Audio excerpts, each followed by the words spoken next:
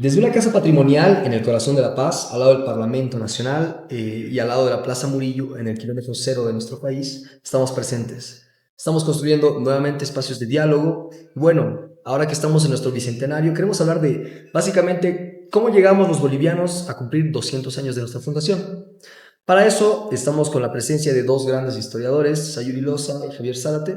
También tenemos la presencia de Alejandra Almaraz, así que por favor, muchísimas gracias por haber aceptado este espacio y les pediría que se puedan presentar en el orden que ustedes quieran. Pero ya nos presentaste. No, pero bueno. Nada mía. Presente Bolivia es un proyecto de jóvenes que se sustenta con el financiamiento de nuestro propio bolsillo. Si te gusta nuestro trabajo, escanea el QR y déjanos una donación para que podamos seguir creciendo. No vale, Sayuri, por favor. ¿Quién es Sayuri Loza? Soy Sayuri Loza, historiadora. Dale, Javi. Abogado retirado, Javier Zárate Taborga, abogado retirado, urbanista creyente de el vivir en las ciudades y a las que les debemos prestar más atención, aprendiz de la escritura y estudiante de la historia más que historiador. Qué belleza. Todos somos estudiantes de la historia porque no puedes aprender la totalidad de la historia. Uno nunca deja de ser estudiante. Bueno, yo también soy estudiante de la historia, ahora que lo dicen. No me voy a poder presentar también, pero bueno, yo soy Alejandra Almaraz, soy comunicadora y periodista, fundadora de Casa de Nadie, revista digital. Y es, un gusto estar aquí una vez más. Bueno, estamos a muy pocos días de cumplir 200 años de la fundación, de la Declaración de la Independencia. Nuestro primer centenario lo hemos pasado mal también, con el presidente Bautista del Cholo Saavedra. Y bueno, estamos llegando en condiciones bastante similares en algunas cosas. Yo no soy partidario de que la historia se repite, no sé ustedes. Yo creo que sí hay acontecimientos bastante similares, pero pareciera que es crónico, ¿no? Esto de la debilidad institucional, la crisis económica. ¿Cómo creen ustedes que estamos llegando a estos 200 años? ¿Quién que empiece? De una, quien quiera. Es micrófono abierto, así que si quieren cortarse, okay. Es un diálogo. Tribuna libre, dices. Buenísimo. Pero así se decía antes. Bueno, creo que si tomamos la teoría de Brodel sobre las largas duraciones, Bolivia arrastra un montón de largas duraciones que antes que ser resoluciones han sido conflictos. Quizás lo positivo es que hemos logrado llegar a 200 años sin dividirnos, a pesar de que ha habido una gran cantidad de veces en las que estábamos a punto de darnos por vencidos, y de alguna manera eso representa lo que plantea José Luis Roca en su libro Ni con Lima ni con Buenos Aires, porque parece que sí, los bolivianos tenemos un carácter particular. Lo que sí sería bueno discutir es si ese carácter particular nos permite convivir mutuamente, porque es como una pareja que se puede amar muchísimo, pero no pueden convivir. Y eso nos ocurre constantemente, y lo salvamos, y he hablado con mucha gente que me dice, lo que pasa es que somos cortoplacistas, es decir, bueno, resolvamos para estos 5 años, resolvamos para ahora, para que la cosa no estalle, para que la olla no se rebalse, y en ese cuidar las ollas del rebalse no logramos desarrollar. Hay un término muy interesante, que nosotros tenemos crecimiento sin desarrollo. Tenemos largos ciclos económicos en los cuales tenemos superávit, un superávit nunca antes visto, pero lo desaprovechamos. Si hacemos un análisis entre 1900 y 2010, que es cuando tenemos los PIBs, hemos tenido solamente 22 años de superávit y el resto hemos tenido déficit. Económicamente hemos sido víctimas de los ciclos de las materias primas y nunca hemos podido desarrollar más allá, por eso digo que tenemos un crecimiento sin desarrollo. Y aunque se ha intentado forjar una identidad nacional desde el nacimiento de la República, lo que nos ha llevado a construir narrativas que en muchos casos no son la verdad. Luego nos hemos esforzado por crear múltiples identidades que tampoco terminan de cuajar y darnos esa plenitud como país que, por ejemplo, han conquistado Perú, que tenía circunstancias muy similares a la nuestra. En el siglo XIX Perú estaba despoblado y tenía falta de inversiones, pero ahora los ves y han despegado económicamente de manera eficiente, cosa que no hemos hecho. Brasil Argentina y Chile, que bueno, siempre eran las chicas lindas del barrio, pero no lo sé, o sea, Bolivia todavía está en preguntarse para dónde vamos, y más difícil, ¿quiénes somos? Han pasado 200 años y nos seguimos preguntando quiénes somos, y ese es síntoma de que algo anda mal. Definitivamente coincido y creo que lo que plantea Sayuri es interesante, ¿no? Nosotros hemos llegado a tener una relación tóxica con nosotros mismos. Nos amamos y nos odiamos, pero a la mala además.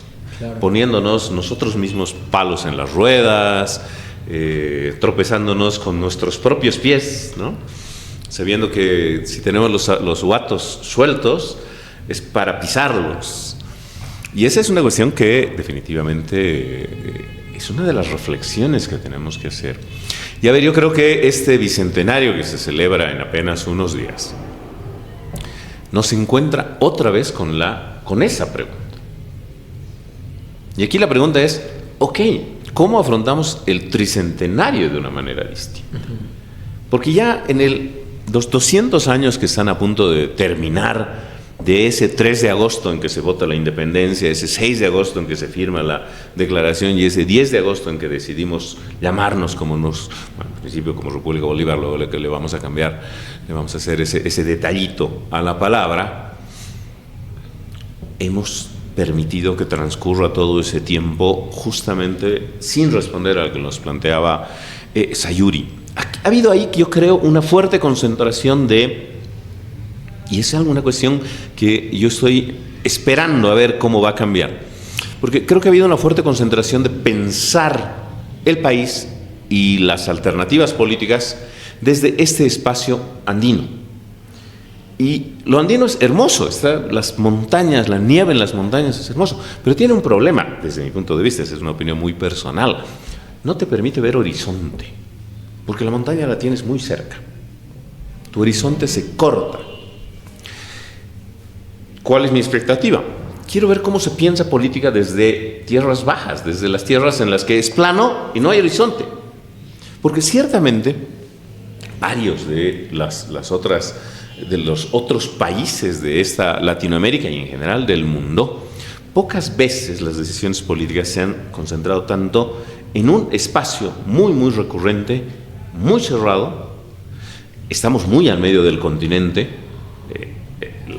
El título de José Luis Roca que citaba Sayuri es súper interesante, ¿no? Ni con Lima ni con Buenos Aires. Estábamos muy lejos de Buenos Aires, estúpidamente lejos de Buenos Aires y bastante lejos de Lima. Y si bien los dos los seguían peleando, al final de cuentas nos permitió exigir en determinado momento el querernos desgajar de ambos como una entidad distinta.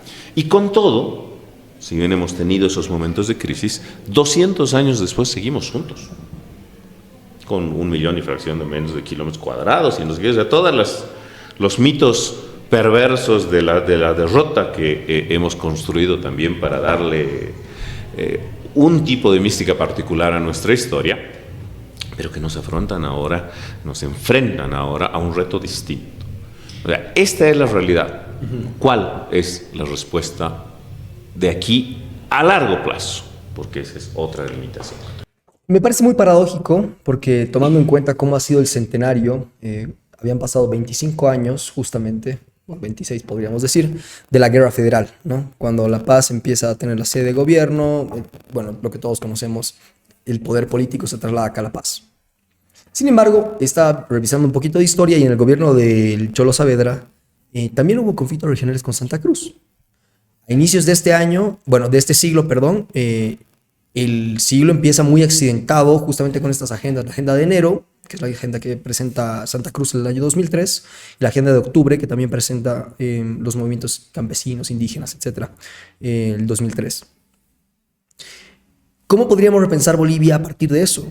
Porque parece que estos conflictos entre regiones se están haciendo mucho más frecuentes. El año 2007-2008, con la media luna, lo hemos visto de manera un poco más, tal vez, de cerca, por así decirlo. Y hoy en día, el año 2019, Santa Cruz ha tenido preponderancia muy grande. ¿Cómo podemos repensar Bolivia entonces? O sea, porque lo que ustedes me plantean es un poco interesante. ¿Hay que pensar Bolivia, pero ahora desde las tierras bajas? ¿O cómo pensamos la nueva identidad de nación? Porque a mí me queda muy muy difusa la situación, ¿no? ¿Qué es ser boliviano? Sí, es todo un tema, porque al final siempre cuando hablamos de los problemas de Bolivia y de su identidad, obviamente hablamos de cultura y de cómo somos un país que no está pudiendo manejar toda su diversidad cultural. Y ahora justo hablabas de esto de como andinocentrismo que manejamos y que somos no vemos desde otros horizontes culturales, y es eso, o sea, hablábamos igual en otro momento de cómo el Estado capaz ha abandonado un poco a las tierras bajas culturalmente hablando, más allá de las guerras regionalistas que ya las conocemos muy bien. Somos un país que apenas llega un poco a ser como multicultural, o sea, a entender la existencia de varias culturas, pero no existe un intercambio entre sí, porque es como la multiculturalidad es como un estado en el que se acepta, como se tolera la existencia de una diversidad, pero se mantiene siempre dividido. Entonces se mantiene que justo como que ciertas culturas se mantengan, como que existan, que se preserven, pero como un poco aisladas, de modo que se preserve como la hegemonía cultural que se mantiene hasta el momento. Eso es algo que me ha parecido interesante, que estaba viendo en un curso justamente sobre gestión cultural. Y de la multiculturalidad se tiene que pasar, existe como el estado de la pluriculturalidad, que ya existe como un mayor reconocimiento de como una coexistencia de las diversas culturas en un estado, y la interculturalidad, que es un estado del que se habla mucho en discursos oficiales, pero del que yo creo que estamos lejísimos, y tiene que ver con eso, porque desde un estado que dice mirar desde lo indígena, ¿qué es realmente lo indígena? O sea, y es una perspectiva muy específica que puede tener que ver con lo andino, pero existe dentro de lo indígena, existen como demasiada diversidad. Y me acordé de una entrevista que hice a un educador, de un lingüista, que era Juan Carlos Rojas, que me contaba como de esta anécdota del Estado, del gobierno del MAS, en que habían como de que había un pueblo indígena de tierras bajas, no me acuerdo el nombre, no es en todo caso de ninguno de los más representativos, que el Evo mismo le dijo como te voy a dar una escuela. Ellos querían mejorar su educación, y les digo, te voy a dar una escuela. Pero ¿qué pasaba? Este pueblo era un estado como que casi anarquista, o sea, no tenía colegios. Entonces dije, no, nosotros no tenemos colegios. Y eso no le caía bien al presidente, como que le estén rechazando, y encima que le estén rechazando indígenas, ¿no? Entonces, me parece una pregunta bien difícil de responder, como cómo repensamos Bolivia, pero sí siento que el norte, digamos, la meta debería ser este estado que parece hasta utópico de interculturalidad, pero es la manera. O sea, si no nos conocemos entre nosotros, si no construimos puentes entre nosotros, vamos a estar siempre como abandonados, ¿no? De algún modo. Bueno, por si acaso mi planteamiento no es que el andinocentrismo es el problema, es ver las cosas ahorita. Si nos vamos al siglo XIX, ¿dónde estaba el centro político del país? En Chuquisaca. Toda la época colonial ha estado en la Real Audiencia de Charcas. Y Charcas decía qué se va a hacer y cómo se va a vivir. Y todo el siglo XIX, La Paz, por si acaso, ojo con eso que siempre dicen que somos grandes porque somos sede de gobierno. Esa es una mentira, es una una succión mamaria del Juan del Granado y su amigo el Evo, que han hecho su cabildo de la sede no se mueve, y todos decían, sí, la sede se va a oscurecer el sol y no sé qué, pero en realidad La Paz ya era grande porque era un espacio de comercio importantísimo desde el siglo XVII, de coca, además de minería, porque aquí había oro. con color corvo llega, que es un viajero que llega aquí y ve cómo la gente baja a la ribera del río, lava un poco de oro y lo sacaba y lo utilizaba para vivir y eran muy ricos. Aquí había mucho oro, en el Choqueyapo ahora tiene otras cosas, pero antes tenía mucho oro. Entonces era un espacio muy rico y poderoso. Y tenía unas hinterlands muy grandes alrededor del lago Titicaca y tenía una relación fuerte con Puno, con Cusco, con Moquegua, etcétera, etcétera, comerciantes así como somos. Entonces, todo el siglo XIX, La Paz se pelea con el sur.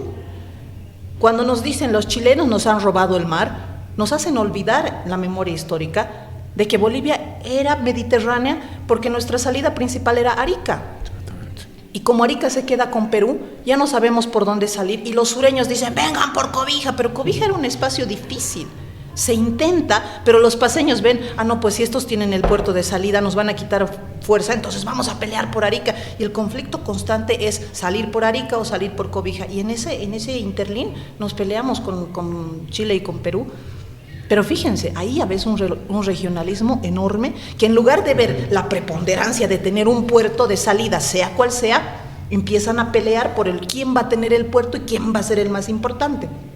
Con la caída del sur, en la Guerra Federal, tienes un enemigo menos, ya tienes a La Paz y los paseños, ¡ay, qué bien, ahora sí vamos a poder gobernar y ser hegemónicos! Pero luego aparece Santa Cruz, el Oriente. Entonces, ahí hay un problema, ¿no? Por eso hay que replantearnos. Somos un Estado centralista. Tendríamos quizás que ver el federalismo, pero como somos tan ideologizados, ¡ay, no ha dicho federalismo! ¡No! ¿Cómo es posible? Y no sé qué. No nos abrimos a esas ideas. Desde su perspectiva, ¿por qué creen, digamos, que yo siempre hago siempre me hago esta pregunta? Colombia, bueno, gran parte de los países en los que tenemos alrededor son centralistas, no en su concepción de estructura política, sino de que en grandes ciudades se concentra la mayor parte del país y el poder económico. Colombia, Bogotá, Buenos Aires, Argentina, Buenos Aires, Santiago, Chile, Lima, Perú. Pero acá en Bolivia, ¿por qué creen que La Paz no se termina de consolidar o Sucre no se termina de consolidar como ese eje de poder económico a nivel histórico? ¿Ustedes creen que eso es bueno, que eso es malo, que ahora Santa Cruz va a tomar tal vez la preponderancia del poder político? ¿Qué piensan al respecto? Bueno, yo creo que siempre los países van a tener la tendencia a intentar escoger un espacio donde se tomen la mayor parte de las decisiones. Colombia es particular. En realidad Bogotá tiene un peso específico, pero no es necesariamente donde se define. Cali y Medellín fundamentalmente tienen un peso político, económico enorme, potentísimo. Y la historia además colombiana es bien particular. En México, obviamente Ciudad de México es muy fuerte, pero Monterrey y Guadalajara, muy alejadas en magnitud de su población, tienen muchísima fuerza. Los típicos centralistas son Perú con Lima, muy fuerte, porque Cusco decae terriblemente, Santiago en Chile, bueno, Uruguay es súper chiquitito, Montevideo, digamos, no hay como más, ¿no? Buenos Aires en la Argentina es una salvajada, al final de cuentas, por eso Uruguay, Paraguay, nosotros nos escapamos cuando la junta de mayo del 10, queremos alejarnos de Buenos Aires, porque Buenos Aires, que no logra consolidar todavía el virreinato, claro, es un agujero negro que quiere comer toda la luz. No, la idea era tratar de escapar de ahí. Es una tendencia. En ese momento Brasil se centraba en Río de Janeiro. Por eso Brasilia se construye. Brasilia es la mitad más o menos, ¿no ve? Listo, ahí vamos a construir una ciudad. Y se inventan una ciudad para darle una capital que esté más o menos equidistante a las enormísimas fronteras y ese espacio gigantesco amazónico en su mayoría que ocupa. Una de las discusiones es esa. Y la ventaja es que yo creo que, porque quiero ser optimista, probablemente no es una ventaja y mira cuánto tiempo hemos perdido, pero estamos frente a esa realidad. ¿Cómo pensar un proyecto nacional desde Santa Cruz? Hasta ahora yo voy leyendo varias cosas que se producen allá. ¿Qué dificultad para poder pensar? Vaya, sí. Nación. Sí, señor. No se puede pensar, o sea, es Santa Cruz. Ya, de acuerdo, pero a ver, el espacio político, si lo queremos romper, si queremos romper la lógica del centralismo, es pensando Bolivia.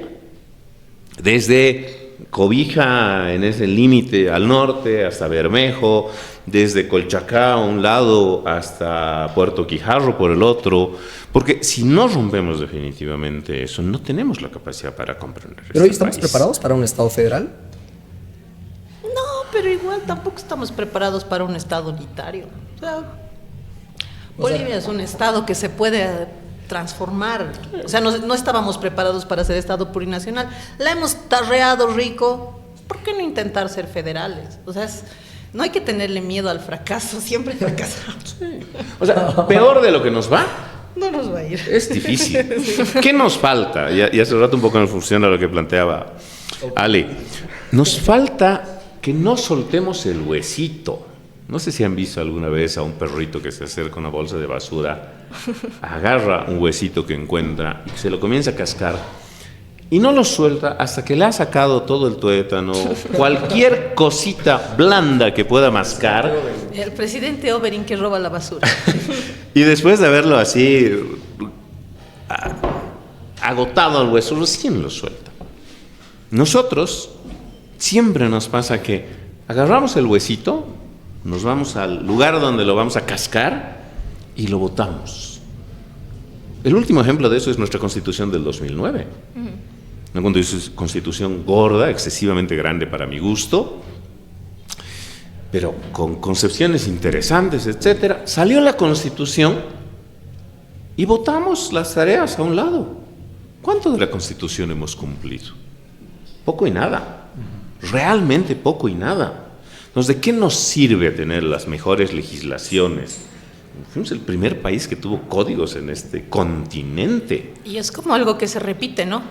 El primero en hacer el grito libertario, el primero en tener códigos, el primero en hablar de plurinacionalidad, pero no nos sirve para maldita la cosa. O sea, está bien ser el primero, pero, o sea, pero hacerlo bien. Algo con eso, claro, ¿no? José Manuel Pando dice federalismo, guerra federal. Entonces, gana y claro, porque esa era el la proyectito promesa federal al cajón, nunca más salió. Ajá. ¿No? Soltamos el huesito, no asumimos la tarea. La tarea no es conseguir la pega. La tarea es que cuando consigues tu trabajo, hasta el último día que estés ahí, lo hagas muy bien. El día que tienes que celebrar es cuando has terminado la tarea. ¿Y por qué no tenemos esos políticos o esos personajes o esas estructuras que nos permiten cumplir con esta tarea? No es que no tenemos, es que ahí viene la teoría del José Pérez Cajías de lucha de débiles. Lo que pasa es que en nuestro país es muy difícil que haya un proyecto hegemónico. Lo más cercano a hegemónico que hemos visto es el proyecto del movimiento al socialismo. Puede ser bueno, malo, irrelevante, pero es lo más cercano al hegemón que hemos tenido, con un Evo Morales legítimo, y hasta él tuvo que pactar con el Oriente, con la Media Luna, hasta él tuvo que pactar al final con los movimientos sociales y con muchos grupos de poder que lo terminaron cercando. Por eso tampoco hemos llegado a ser socialistas como soñaba Linera.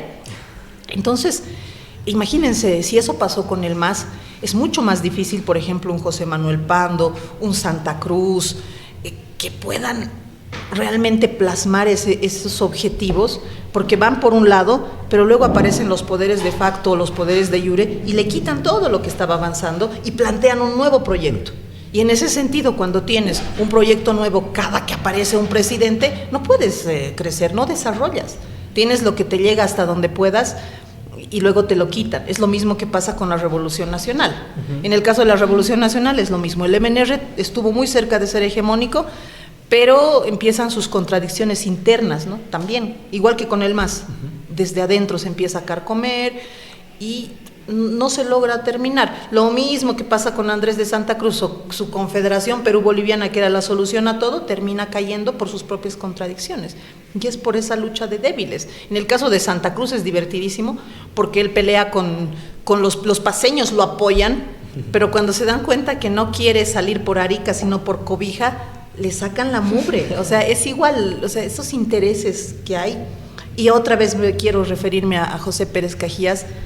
Él dice que cuando termina la guerra de independencia se sabe bien quién perdió, la corona española, pero no se sabe bien quién ganó, porque estos personajes que se juntan son entre comerciantes, mineros, criollos, contrabandistas, cocaleros, arrieros de llamas o transportistas, y cada quien tiene sus propios intereses, y que estos intereses cuajen en un solo objetivo, en un solo proyecto, es muy difícil, porque además cada uno tiene su propia fuerza y van así equilibrando fuerzas y no hay una que gane. Ojalá hubiera uno que los pise a todos y dices, aquí está este. No, pisa un rato, luego el otro le pisa encima y así.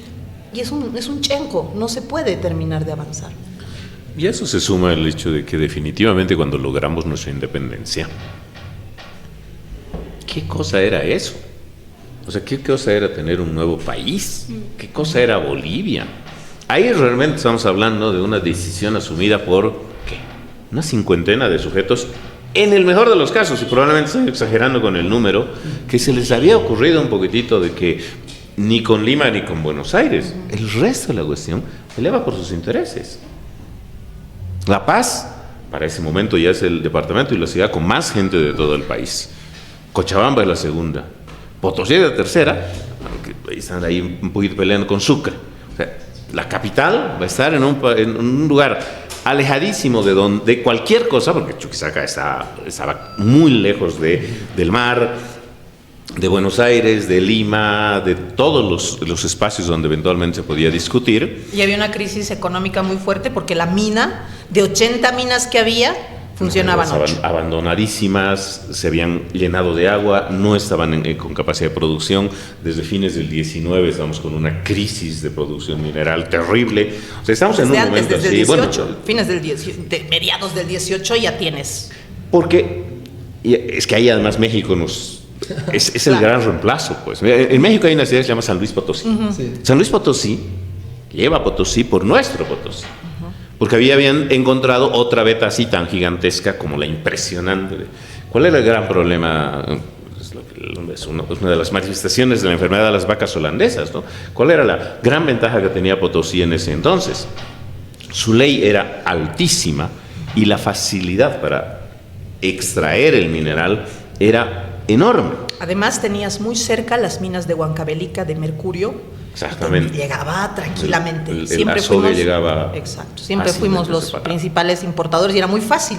Además no había fronteras. Creo que ese es el otro problema. Yo siempre asemejo el nacimiento de la República como cuando alguien jovencito de 18 años decide emanciparse, porque se aburre y dice, ya me voy al diablo, váyanse ustedes, quédense con su casa, y se busca un cuartito. Al principio tienes una sensación de libertad y dices, oye, qué capo que soy, pero luego te das cuenta de que tienes un montón de carencias. Y una de las grandes carencias de Bolivia es la creación de las fronteras. Antes podías mover azogue, podías traer de donde quieras sin pagar intereses, sin pagar aranceles ni pasar por aduanas.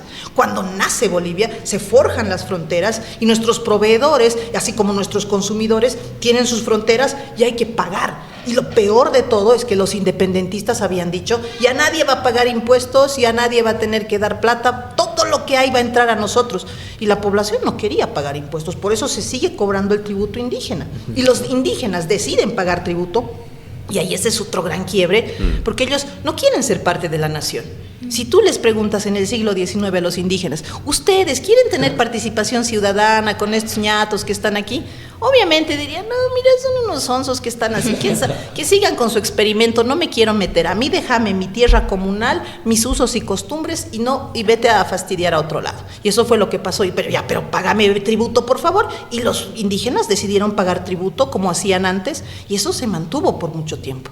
Recién en el siglo XX, y probablemente con Pablo Zárate Vilca, Juan Lero y demás, se plantea la ciudadanía indígena. Y ahí es donde se empieza a luchar por él. Y el 52 no sería ese momento en el que, porque claro, en el centenario de nuestro país teníamos justamente estos problemas con los indígenas, teníamos los problemas regionales con Santa Cruz, y estamos a vísperas, ¿no?, de la guerra del Chaco. Que bueno, mucha gente dice que es cuando Bolivia se ve por fin al espejo y se conocen camas con collas indígenas, con citadinos, etcétera, etcétera. Y esto se traduce en la Revolución del 52. La Revolución del 52, ¿ustedes creen que es un gran primer paso o queda igual en nada? ¿Cómo dirían ustedes? Es un paso esencial. Yo definitivamente valoro enormemente el proceso de la Revolución Nacional por dos cuestiones. La nacionalización, la reforma agraria, etcétera, son elementos importantes porque ayudan a tratar de reconstruir el desastre del primer siglo republicano. Porque la crisis con lo indígena no viene, como ahorita lo citaba Sayuri, no viene de la colonia. La colonia tuvo sustancial más inteligencia en construir dos espacios políticos de participación donde se reconocía el acceso a la justicia, donde se reconocían libertades económicas. Esa mentirijilla enorme que sale mucho de un libro que es delicioso para leer, pero carente de valor histórico, que son Las venas abiertas de Latinoamérica, de un genio como Eduardo Galeano. Nos han convencido de que aquí llegaron los europeos y comenzaron a juzgar a todo lo indio, a la mala. Se van a constituir dos realidades políticas ahí que conviven. Siempre nos han dicho, por ejemplo, que el Choqueyapo dividía la ciudad de los españoles de la de los indios. Sí, no era una lógica de discriminación. Era el reflejo de esas dos naciones, la nación india y la nación española, que convivían ahí, que podían recurrir a los mismos tribunales, que tenían similares derechos.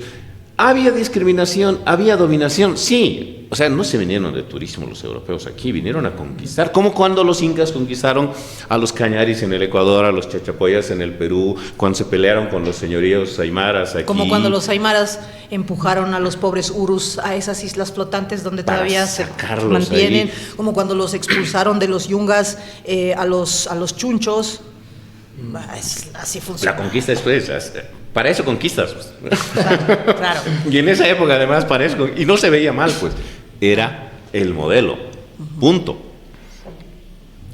La revolución, las dos grandes reformas de la revolución es tratar de construir un concepto de participación política. La cuestión del voto es fundamental porque es otorgarte agencia política individual, es una cuestión muy potente. Y la otra cuestión es la educación, porque quiere construir una idea uniforme de nación. Ahí es donde vamos a tener serios problemas. Pero claro, han habido ejemplos interesantes. Nos inspiramos muchísimo nosotros en lo de México. México va a ser el modelo que además a seguir. Es muy funcional. La revolución, además de lo que hace la reforma educativa que hace Octavio Paz, es brutal. Si tú le preguntas a un mexicano, a un indígena, a un mestizo, a uno de estos blancos, ¿de dónde eres? Es mexicano, siente su espíritu mexicano, pero no se pelea con su identidad indígena, con su identidad maya, zapoteca, y eso se logró gracias a esa reforma educativa. Y esa cuestión, yo creo que nos cambió. Yo ya tengo mis años, cumplo 52 la próxima semana. Yo soy del aula con la bandera boliviana al medio, Simón Bolívar a un costado y el mariscal Andrés de Sucre al otro, ¿no? ¿Por qué? Tenías que construir ese estado de nación que se reflejaba en esas tres dibujitos de ediciones Cima, que está aquí en la Juan de la Riva todavía, es una imprenta que todavía sigue sacando cosas, es súper interesante. Y 4 ideas más, nuestros héroes derrotados, ahí yo creo que cometimos un craso error, ¿no? A don Pedro Domingo Murillo, que lidera pero lo juega.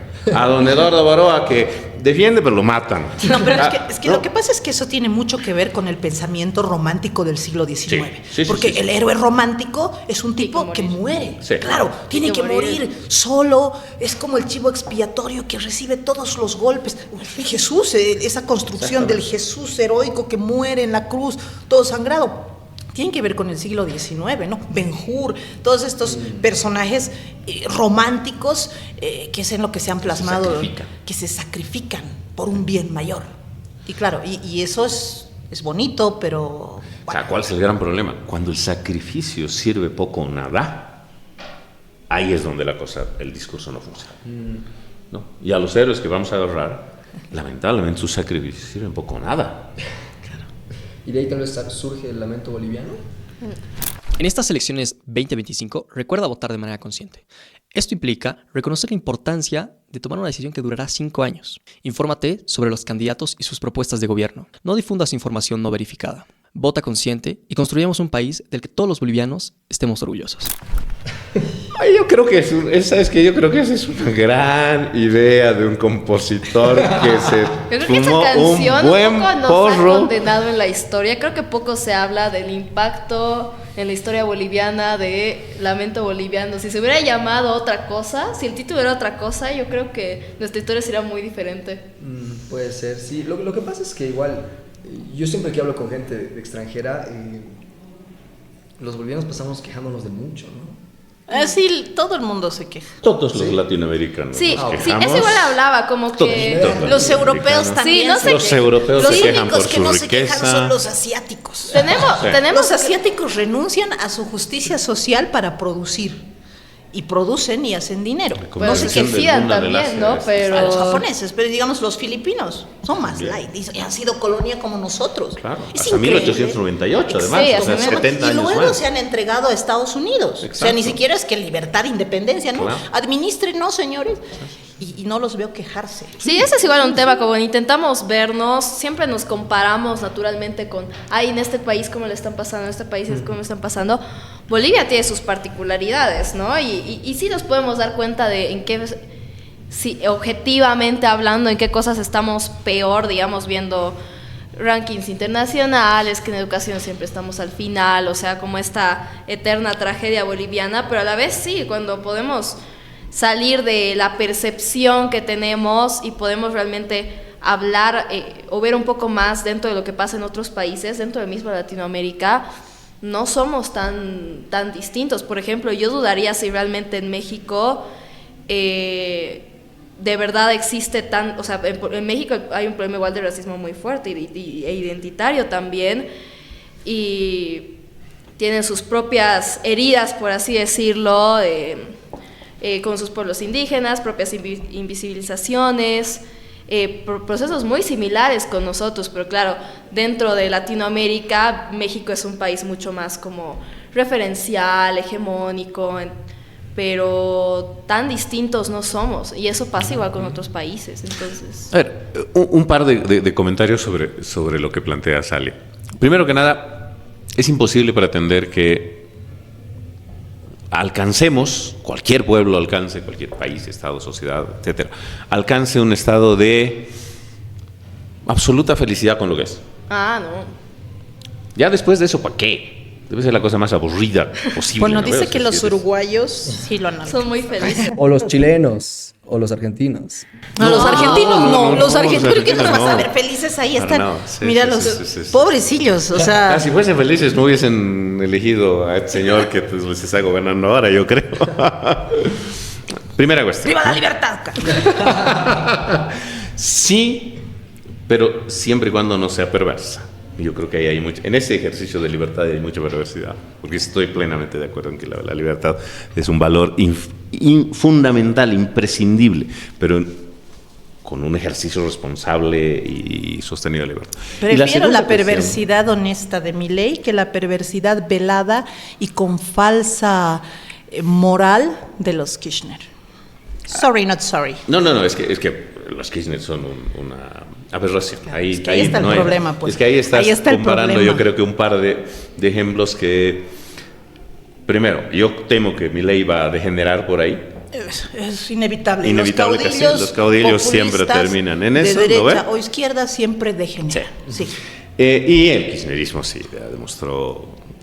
La izquierda del siglo XXI demostró una perversidad en sí misma terrible, pero además un anacronismo Pero enorme. además es una perversidad disfrazada de De apoyo al discurso pueblo, de amor a lo bondadoso, indígena, no sé. con los símbolos, y al final, quien pierde son precisamente los pueblos, ¿no? Sí. Es lo popular lo que cae. Hablando Por eso a mí la izquierda de la marea rosa me molesta tanto, porque las luchas sociales, las luchas de los pueblos, de los campesinos, de los obreros, de los mineros, son luchas de larga data, son reivindicaciones que responden. Realmente no puedes cerrar los ojos a que Bolivia es un país excluyente, que siempre le ha dado prioridad al blanco, que se ha limpiado la nariz con la idea de lo indígena. Eso no lo puedes negar. No puedes negar que hay una diferencia social enorme, económica enorme. Sí. Pero de repente aparece y llegan los zurdos y se meten al poder y se sientan en la silla, y empiezan a agarrar como bandera lo campesino, lo indígena, el pueblo, y realmente lo pisotean tanto y lo instrumentalizan. Claro. Que todas esas luchas y esas reivindicaciones reciben un golpe más fuerte que cualquier golpe que hubiera dado de alguien de izquierda o de la rosca o cualquiera. Eso es lo que a mí me inquieta con respecto a en especial a Bolivia, ¿no? La diferencia entre Bolivia y Argentina es que nosotros tenemos la población indígena más alta en todo el continente. Y eso no debería ser complicado, debería ser más bien algo enriquecedor, pero lo hemos convertido en un problema. En el siglo XIX se hablaba del problema del indio y ahora se sigue hablando de eso, pero ya no como el problema del indio, sino el problema de lo plurinacional. Quiere decir que poco hemos avanzado, pero mucho hemos discurseado. Y ese es un defecto que tenemos.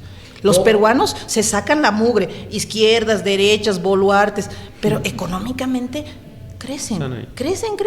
Y todos los países además que lo han logrado. O sea, nosotros de aquí en Sudamérica somos el vagón de cola del vagón de cola. Sí. Hasta Paraguay está despegando. Míralos.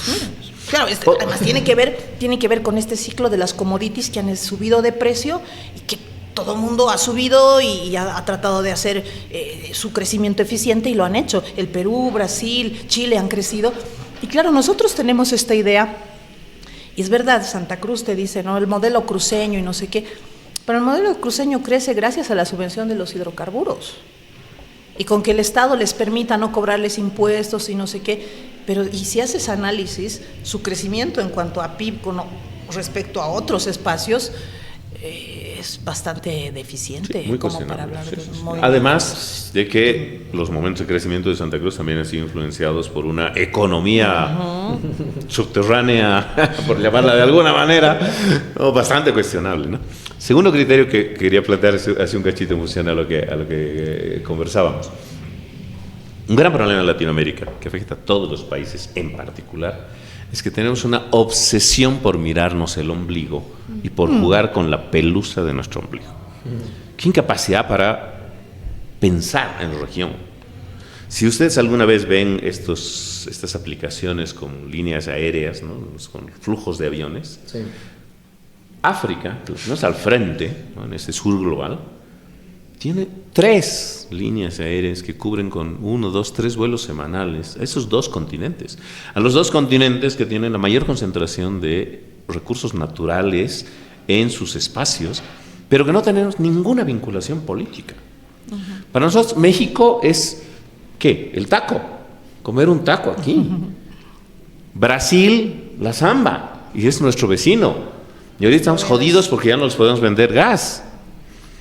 La lógica de las dependencias y la dificultad para tratar de construir espacios comunes de reflexión, de crecimiento, más allá de solo lo boliviano. Nosotros tenemos problemas así como lo boliviano, pero ni lo federal ni ningún otro modelo puede funcionar si es que no nos entendemos en un espacio regional de reflexión política, de crecimiento económico, de respeto a la diversidad natural, de respeto a nuestras particularidades sociales, pensado en un marco más amplio. Entonces, esa creo que también es otra reflexión que es súper importante de tomar en cuenta. La necesidad de salir de ese marquito tan chiquito, esa ventanita, además en la que normalmente ponemos un espejo, y nos asusta vernos al espejo. Nos corremos de vernos al espejo porque no queremos asumir nuestra responsabilidad sobre lo que hacemos y por lo que estamos así, que es el gran problema. Nos tenemos que ver al espejo y decir, hace 2 siglos, este quilombo es mi problema. Ya no es la colonia, ni es el imperialismo yanqui, que nos ha hecho mucho daño, pero no es responsabilidad de ellos. Es qué he hecho yo para aquí. Y ahí es verse al espejo y decir, ya carajo, de aquí en adelante, ¿cómo salimos de esto? ¿Cómo construimos este país? ¿Cómo nos integramos a nuestra región? ¿Y cómo formamos parte de este mundo? El problema es que con ese razonamiento no logras hegemonizar nada. La clave aquí es dividir y decir, ahora sí tiene que gobernar un camba, ahora sí va a gobernar un campesino, ahora sí, porque los conviene, políticos, ¿no? claro, Sí, les claro. conviene O sea, eso, ¿qué va a decir? A ver, ya nos sentaremos todos y pensaremos en un futuro para el país a largo plazo, más allá de todo. No, nos gusta esa fragmentación, esa polarización que permite a la gente asumir el poder y dentro de ese poder manejar y hacer lo que quieren. Ese es el otro gran problema, ¿no? Nuestro problema, la corrupción, es algo que no deberíamos soslayar. Somos corruptos. Para mí, ese es el rastro más fuerte de colonización que tenemos. Eso de estar negociando, de ir a charlar, de ir a rogar, el clientelismo. Cuando han creado el Ministerio de Descolonización, yo pensé, oye, qué bueno, ese viceministerio seguramente va a enseñar cómo librarnos de ese lastre colonial que existía, porque existían distintas clases sociales y cada una tenía un sentido de justicia. No era lo mismo juzgar a un español pobre que a un cacique indígena, o que a un español rico, que a un aristócrata, a un mestizo, a un negro. Y esas realidades se podían haber cambiado cuando nos convertimos en república, pero en lugar de cambiarlas, las seguimos arrastrando.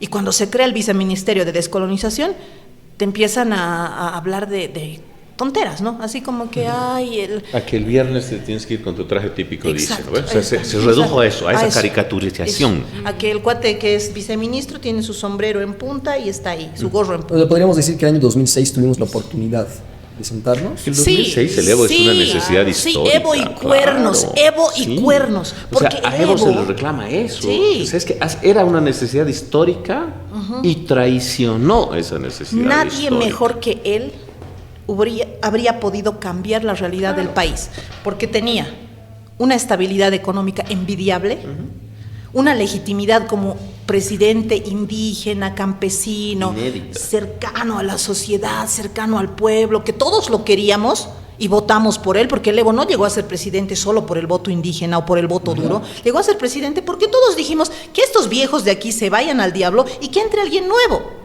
Porque estábamos hartos del Manfred, del Samuel, del Tuto, y ahora esos están de 20 vuelta en años forma después de seguimos fichas. con la misma cosa, ¿no? Ya Sí. son ancianos, pero siguen ahí. Entonces, el Evo representaba esa esperanza de precisamente replantearnos el país. Y pudo haberlo hecho maravillosamente. Y en lugar de hacer eso, primero, y ese es otro error que cometemos, ya, ¿a quién me entrego? ¿Con quién me voy? Ha hecho eso, lo hemos hecho con los franceses al nacimiento de la República, lo hemos hecho con los ingleses, lo hemos hecho con los gringos en los 40 de una manera vergonzosísima. El 42, Enrique Peñaranda le declara la guerra a Alemania, porque era la Segunda Guerra Mundial. ¿Y saben por qué? Para darle barato a los estadounidenses el estaño. Regalar el estaño. Y en ese contexto ocurre la masacre de Catavi. Y uno dice, ¿por qué haces eso, pendejo? O sea, ¿qué te pasa? ¿Por qué estás haciendo? Es que son mis amigos. Y es lo mismo el Evo, ¿no? O sea, el Evo no es capaz de ir más allá y se va a buscar al Chávez, que mi indio le agarra su cabeza. Y se va a buscar al Fidel y se pone la foto del Che. ¿Acaso no podemos nosotros crear un modelo para nosotros? Estamos como la Eva Copa, que trata de ser lo que no es, de transformarse, porque no se siente cómodo consigo mismo. Y así como bien dices, le da miedo mirarse al espejo, entonces me miraré con el Chávez. Ahí me pelearé con todos los que son sus enemigos, como la Runina, pues. Voy a ladrar más fuerte, más papista que el Papa, y ahora está adentro en la cárcel. Entonces, esa actitud que tenemos, que además refleja nuestras inseguridades, nuestra incapacidad de tener un proyecto desde adentro, listo. Y el Evo ahí la ha atarreado terriblemente. Y la segunda vez que la atarrea es ahora. Sí. Ahorita, en vez de estar diciendo, compañeros, que no entre alimentos, compañeros, bloqueo, tendría que estar sentándose y ser el agente que permita que todos estos discordes entren en concordia, se sienten Oriente, Occidente, y decir, ya, yo he sido su presidente más legítimo, ahora vamos a salir de la crisis, sin importar nada. Nos moveremos, vamos a hablar con otros países, con el extranjero, vamos a hablar dónde podemos encontrar créditos, o si no hay créditos, ¿qué hacemos? Ya, a ver, señores contrabandistas, hermanos cocaleros, aportaremos a este país del que le sacamos, al que le sangramos. Mineros auríferos, vengan a sentarse, como sabe él. Nada, prefiere pelear, estar ahí, pelear con el Andrónico. Lo que dice el Sergio Almaraz y que el Linera repite, ¿no? Tiempo de las cosas pequeñas. Hemos ido el tiempo de las cosas pequeñas más veces de lo que nos convendría. Siempre. Yo creo que siempre, además. No, bueno, el Es un gran 85 hemos tenido, y la guerra del Chaco, por ejemplo, hemos tenido momentos en los que hemos sido más grandes. El 19 para mí ha sido un momento en el que hemos dejado, por lo que quiera que pueda ser, la gente ha sido más sabia que sacarse la mugre por un problema. Esa es la rebelión popular más grande de la historia de Bolivia y una de las más grandes de la historia del continente, lo del 19. O sea, millones hemos salido a la calle a decir, ya, cambiemos. Ahí lo hemos... Listo. No, y sin matarnos, sin agarrarnos. Lo hemos O solucionado. sea, en otros momentos de nuestra historia y en otros países, una cuestión del 19 podía haber terminado con unas masacres. Sí, señor. Para nada. Por eso da tanta rabia la traición del gobierno de la transición. Claro. Porque semejante rebelión popular, nada de golpes, huevadas, rebelión popular, eso es rebelión popular. Ahí has visto millones de gentes en las calles han salido traicionadas, y diciendo, a además- ver, ¿qué es lo que dicen que tenemos que joderlo? El decálogo de las estupideces que tenemos que hacer, y una a una. Sí. Y justo toca pandemia, ¿no? Y además es eso, porque la gente que sale, primero es el Oriente. Primera vez. Es la primera Con vez que el esa Oriente se contundencia. revela, Sí. porque usualmente la clave era esa. Quieres tumbar un gobierno, tienes que atacar desde la paz. Pero empezó en el Oriente, los 21 días de los Cambas, fue impresionante. Aquí los universitarios, la sociedad civil salía. Y ojo, El alto- espacio raro de La Paz, ¿no? Los que Exacto. nunca hacen nada de aquí para allá, al sur. Y salieron. Sí. Y lo tumbaron al Evo. O sea, eso no es cualquier cosa. No es, porque miren cómo se quedó Chávez, se quedó Fidel, O sea, hasta ahora el chavismo. se quedó Maduro, Barbaridad. pero el Evo está ahí escondido en el Chapare, rodeado de una hueste y cada vez más loquillo, ¿Y cómo cada vez podemos- más paranoico. ¿Cómo? Me parece muy interesante ahorita. La verdad es que no estoy hablando mucho porque estoy aprendiendo muchísimo de lo que ustedes nos están No te estamos dejando hablar. No. Es que de verdad está muy interesante. Lo que yo me pregunto es, así como ha habido la generación fundadora de la República, la generación del Chaco, la generación de la Revolución, la generación de la democracia, ¿ustedes creen que estamos ante una nueva generación que pueda repensar el país? La generación perdida. Del No, bicentenario. La generación pandemia. No. Pero ustedes cómo creen que, pues, porque ahora llegamos justamente, todo lo que nos han hablado así de la constitución del país, de que habían cocaleros, que habían contrabandistas, es lo que somos ahora, todavía, y tenemos los mismos problemas. Desde su perspectiva, y que ustedes son historiadores, ¿cómo podemos salir adelante? A ver, antes de que comenzáramos el programa te decía, yo estoy muy esperanzado con ejercicios como el tuyo, como el de ustedes, que están enfrentándose a discutir con mente abierta, sin descartar opciones a las primeras de cambio, de manera sostenida en el tiempo, y como ustedes, Generación Bicentenario, el Movimiento Lupica, hay un montón de cuestiones en las que los actores, las actrices, las protagonistas de esos espacios son gente que está por debajo de los 35, 30 años. Y ahorita nos enfrentamos a unas elecciones en las que una izquierda por completo desfigurada, etcétera, es la única que ha puesto candidatos jóvenes y una mujer. Y la otra opción ha puesto a las figuras de hace 20 años con los que estábamos agotados hace 20 años. Que toditos han perdido contra Y el que Evo. todos han ido perdiendo de manera recurrente, ¿no? Ahora nos toca afrontar un momento de transición. Ahorita el pensar que nos vamos a enfrentar, a reflexionar Bolivia para ver cómo el siguiente sí, es ser demasiado optimista. Pero en los siguientes años se tienen que sentar las bases y se tienen que cambiar las voces. Y eso es clave y tiene que haber un recambio muy fuerte. Un poco lo que pasó justamente por la guerra con la revolución.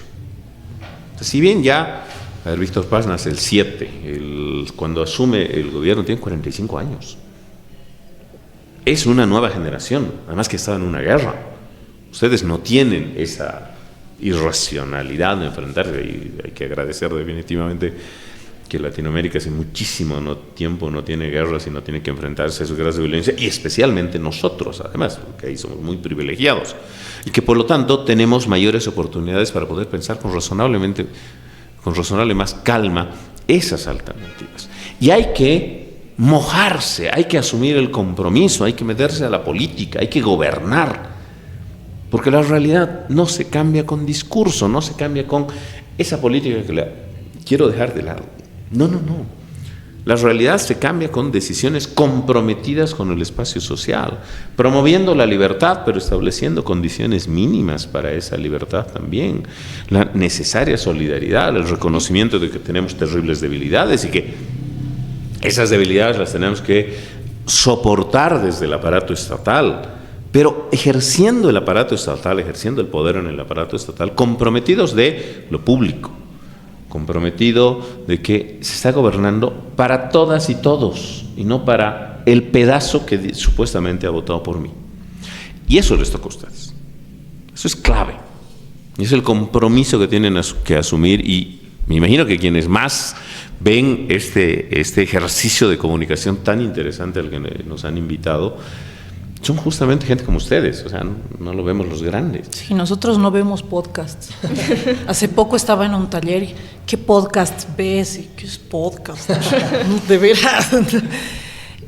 Sí, yo no soy tan optimista, la verdad. Aunque siento que en el siglo XIX, por ejemplo, la generación que surgió después de la Guerra del Pacífico fueron los liberales, y vaya que esos señores, con todos sus problemas, igual que los de la Revolución, nos dieron un paso adelante y un punto de inflexión. Pero siento que todavía no tenemos esa solidez.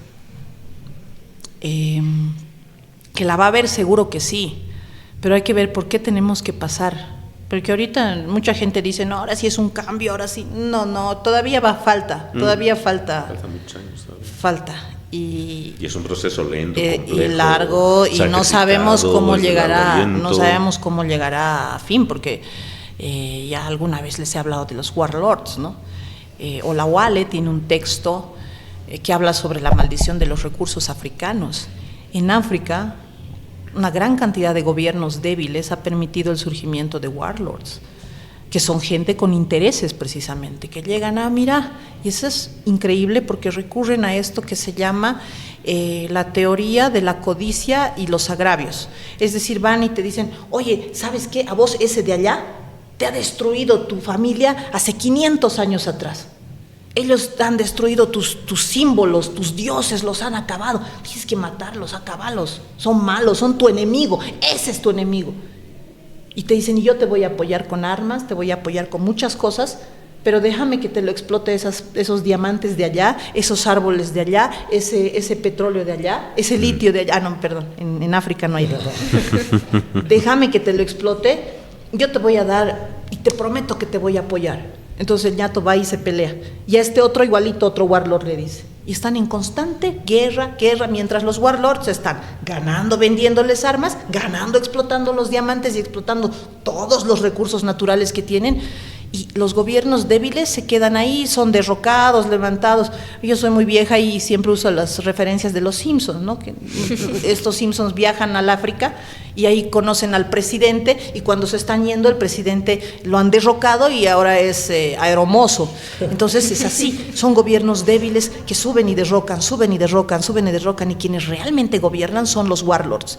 Y a veces yo temo que en Bolivia pueda ocurrir eso, porque ya tienes warlords. ¿Han visto lo que ha pasado en Chayapata y en, ¿cómo se llama esto? En Yayagua. Lo de Yayagua es un claro ejemplo de que ya hay esa sensación de los warlords. En el oriente, en el Beni, tienes el cartelito que recluta jovencitos de entre 12 y 17 años, que sus papás se han ido fuera del país en busca de mejores días.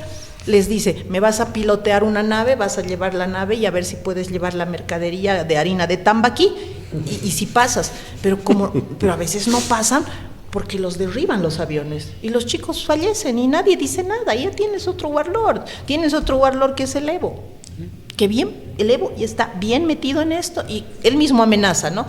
No vamos a reconocer las elecciones, desde aquí vamos a gobernar. Y no es el único, existe una serie de células que están ahí esperando para saltar. Y si tienes gobiernos débiles como los que probablemente tengamos, como el que ya tenemos con Arce, Catacora, y como el que es posible que tengamos en años venideros, el diagnóstico no es nada alentador. Y es por eso que en eso estoy totalmente de acuerdo contigo. Si los jóvenes dicen, yo no me voy a meter a política, es feo, son rateros, son ladrones, van a permitir que sean estas células que sí están interesadas en la política, que tomen el poder. Así que... Bueno, y que sigan siendo los mismos, o sea, sigan siendo los mismos rateros, no sé qué, no sé cuántos. Claro, y ahí sí va a ser difícil salir. Y la otra cuestión clave para reflexionar, y tocabas hace rato vos, Sayuri, el tema, es la cuestión de la corrupción. O sea, en la corrupción, don David Pringle Frank, un concejal de hace unos 25 años, decía, la corrupción es como el tango, se baila entre dos, el que pide y el que pone. O sea, la corrupción no funciona si hay un sujeto que no pone. Ahora me dirán, pero es que no sales. Ya, sí, pero esa es la justificación de por qué tú estás siendo corrupto como el que te está pagando. ¿Cómo rompemos esas cosas? ¿Cómo reflexionamos socialmente de cambiar unos comportamientos que son, como lo planteaba además aquí muy claramente, porque además es probablemente una de esas herencias coloniales más perturbadoras, más lastrantes que arrastramos? ¿Cómo nos deshacemos de esto? Es que ahí necesitamos pensar en algo que nos enamore. Tenemos que comenzar a construir pertenencia. Hay que ver cómo resucitamos algunos ideales, y estos ejercicios de reflexión deberían ayudar a que puedan estas nuevas generaciones animarse a meterse adentro. Y hablábamos hace rato respecto a algunas personas muy jóvenes que están buscando precisamente y presentándose tal vez todavía con unos años, aún hasta que lo logren, sobre ejercicios políticos, porque hay que meterse, hay que cruzar esta calle y en ese edificio del frente, creo que no está tan feo como el otro, que es un sueño fálico, definitivamente. Ahí se tienen que decidir las cosas, pero se tienen que decidir las cosas con libertad, con transparencia, con discusión abierta. Y aquí a media cuadra se tienen que asumir decisiones con responsabilidad, pero pensando en la mayor parte de la gente, porque se gobierna para todos, no se gobierna para un pedazo de este país. Y creo que también es importante esto que un amigo economista me contaba. 1957 es un año que no se recuerda mucho, la gente siempre se concentra en el 52 y el 53, pero en el 57 es cuando se ha empezado a promover mucho más la reforma educativa, y esta generación educada, más educada porque se han abierto más escuelas, se ha permitido el acceso a la educación de mucha más gente, masivamente, ha generado el talento humano del que habla tanto el Gonzalo Chávez, que ha crecido en los 60s y en los 70s y que ha hecho que tengamos un auge económico interesante. Creo que la educación en el país es fundamental. Lamentablemente no he visto planes de gobierno que hablen de educación. Sí. Probablemente, y es triste porque se invierte mucha plata en educación. 8% del PIB. Exacto, y eso es mucho más que otros países. Sin embargo, no logramos invertir de manera que tengas resultados. Es como cuando le das plata a tu hijo malcriado para que vaya a la universidad y en vez de ir a la universidad el chango se compra videojuegos y está ahí jugando, y cuando te das cuenta no ha ido y toda la que has gastado se ha ido al bombo. Entonces eso hay que reformarlo. La Avelino Signani es un fracaso, Sí.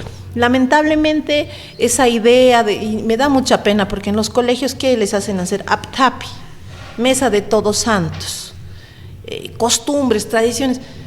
Creo que la intención es bonita, pero para mí, lamento ser conservadora, al colegio se va a aprender matemáticas, lenguaje, redacción, economía, idiomas para relacionarse en este mundo. Idiomas, y ahí puedes aprender lo que tú quieras. Lo interesante ahora es que tienes acceso a la información. Si tú quieres aprender chino, japonés, coreano, ahí lo tienes. Pero si quieres aprender las costumbres, tienes a tu familia, tienes a tu barrio.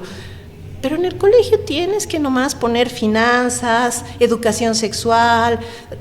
Eso es educar, tener una generación de gente que tenga espíritu crítico, así como ustedes. Exacto. Y que diga, oye, a mí me gustan las ideas de me gustan las ideas de este otro, pero no quiero ser ni de izquierda ni de derecha, no quiero ser la fangirl del Manfred, del Samuel, ni del Evo, no quiero besarle los zapatos al Ars.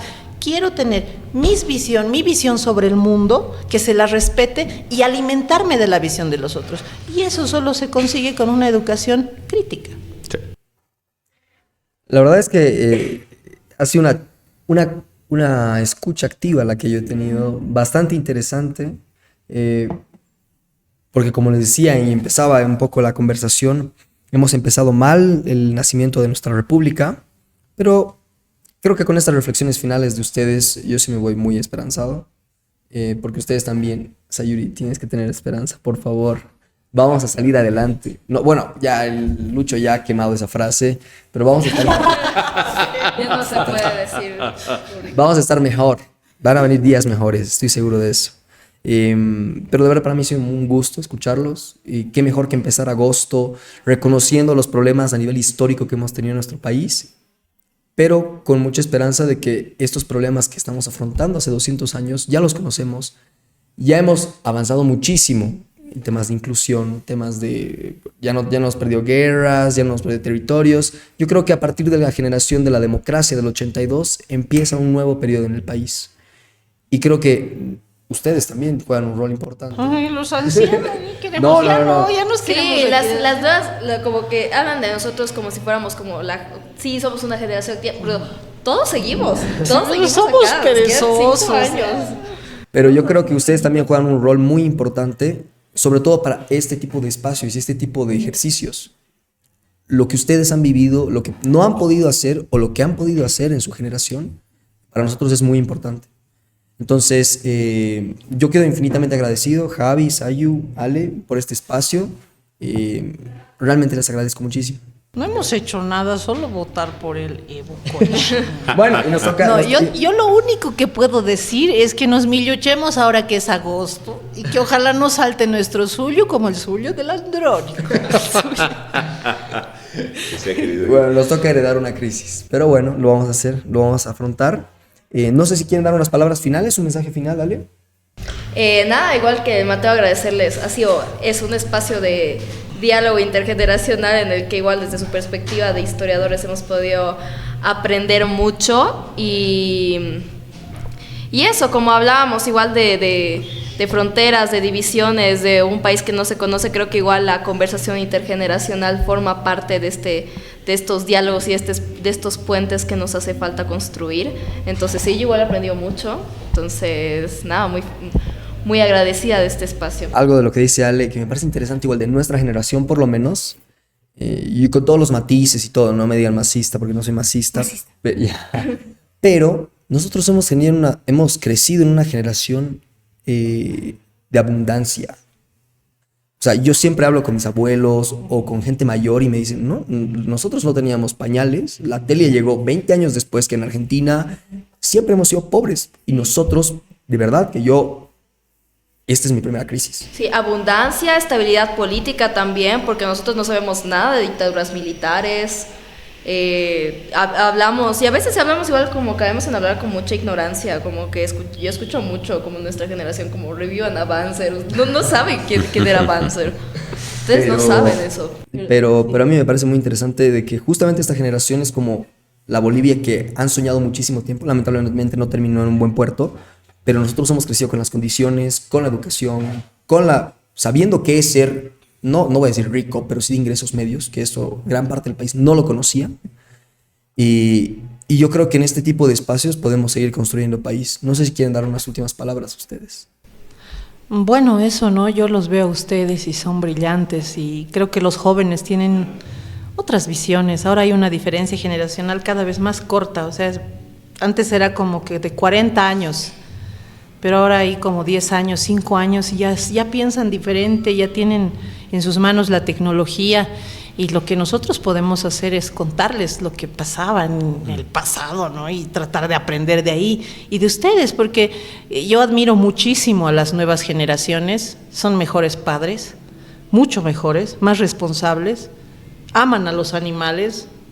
Hasta mi generación todavía al perro le amarrabas ahí en la puerta. Y le abrías la puerta tempranito para que vaya a hacer sus necesidades. Exacto, le tenías en la calle, le dabas el agua, qué cosa es veterinario. En cambio ustedes son mucho más humanos y son más capaces de levantarse contra la injusticia. Y creo que esos rasgos de la generación de ustedes son esperanzadores. Ahí yo tengo esperanza. Tengo la desesperanza de esto que está muriendo, pero creo que ustedes con esas herramientas que tienen van a lograr superarlo. Solo que ojalá no lo arruinen, pues. Porque la mía es una generación perdida, o sea, ¿qué hemos hecho? Mi generación, la de los 80s, 90s, no hemos hecho mucho, seamos honestos, no hemos hecho mucho. Y ahora estamos recién queriendo achacarles a ustedes, pero bueno, tal vez no es tarde, ¿no? De unirnos. Yo creo que ahí está la cosa también. Creo que el multiculturalismo nos ha hecho mucho daño, nos ha hecho cosas buenas, pero también nos ha hecho mucho daño en el sentido de que es más difícil satisfacer a una diversidad enorme de gente. Por ejemplo, aquí yo tengo mi vaso, este otro vasito. No todos necesitan lo mismo. Que un Estado se preocupe por darle a cada quien lo que necesita es complejo. Quizás deberíamos enfocarnos en lo que tenemos en común y que el Estado se enfoque en eso. Educación, salud, seguridad. Servicios básicos. Servicios básicos. Por eso siempre yo repito lo que dice el Guido Alejo, ¿no? Muchos dicen, ay, ojalá hubiera una huipala en cada casa del Alto. Y el Guido dice, no, ojalá hubiera agua, luz, gas, internet, una super casa, acceso a la tecnología en cada casa del Alto, y no solo de todo el país. Lo mismo en Santa Cruz, ay, que tengamos todos nuestra bandera blanca y verde. No, que tengamos todos acceso a la salud, a la educación, que puedas salir a la esquina y te puedas comprar lo que tú quieras, que tengas un salario justo, que tengas... Y ese tipo de cosas se consiguen dejando de lado estas diferencias radicales y tomando en cuenta lo que tenemos en común. Hace un siglo, si bien el país estaba en un momento de contradicción bien potente, con un presidente, con un personalismo arrasador, complejo. Cholo Saavedra era un sujeto muy complejo y sobre el que todavía se ha escrito bastante poco. No había ese ejercicio de reflexión. No había preguntarse qué hacemos. Todavía había una élite que era la que había definido y la que, además, para ese momento habían transcurrido ya 45 años desde la tragedia de la guerra, que es la que nos enfrenta a pensar la idea de Estado-Nación. Había construido una idea muy oligárquica de ese Estado-Nación, en que todavía lo indígena era negado, era invisibilizado, ¿no? Era inútil.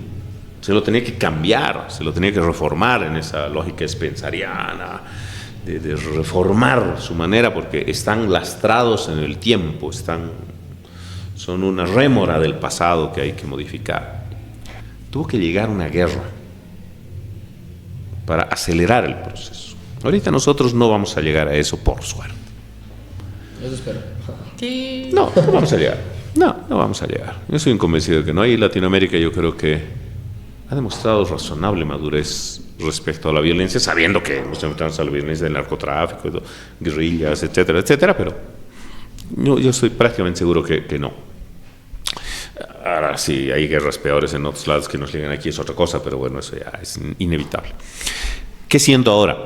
Que hay una generación súper amplia que está comenzando a comprometerse bien. Y que por eso es mi esperanza. Y ahí por lo visto coincidimos en la esperanza con Sayuri.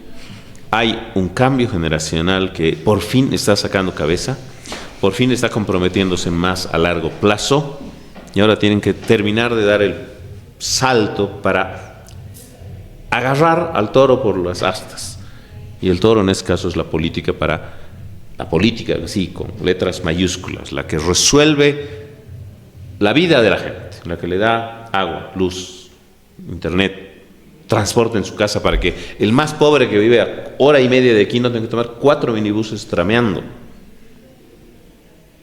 Esas son las cosas que hay que cambiar, porque eso nos permite construir oportunidades para que podamos decidir, y ahí ejerzamos la libertad de manera responsable, coherente, para mejorar nuestra vida personal, individual, familiar, pero aportar a nuestra realidad colectiva.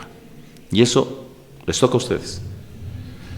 ¿Lo van a arruinar? Seguro. Pero creo que hay mayores opciones de que se logren avances sustancialmente más consistentes de otros procesos más o menos similares. Es la ventaja de este bicentenario. Y tienen su derecho a arruinarlo también. Vamos a ejercer ese derecho. No, de verdad que para mí ha sido un gusto tenerlos presentes. Espero que no sea la última vez. Sayu, Javi, bueno, tú ya estás viniendo bastante seguido. Sí, me voy a quedar a un descanso. Pero de verdad, muchas gracias. Así empezamos agosto, así empezamos nuestro bicentenario. Pero bueno, a seguir pensando y a construir país. Muchísimas gracias No a todos. salgan a la calle muy tarde, no vayan a beber a casas ajenas porque es la época de los suyos. Y voten bien. Y que viva Bolivia. Y que viva Bolivia. Este episodio es traído a ti por Presente Bolivia, un proyecto social liderado por jóvenes, con la misión de brindar espacios de diálogo y opinión que empoderen a la juventud boliviana en los ámbitos social, político y cultural, con la finalidad de construir una Bolivia próspera. Somos un medio completamente independiente que apunta a la imparcialidad, el apartidismo y acercarnos lo más posible a la verdad. Gracias por quedarte hasta el final y no dejes de escucharnos.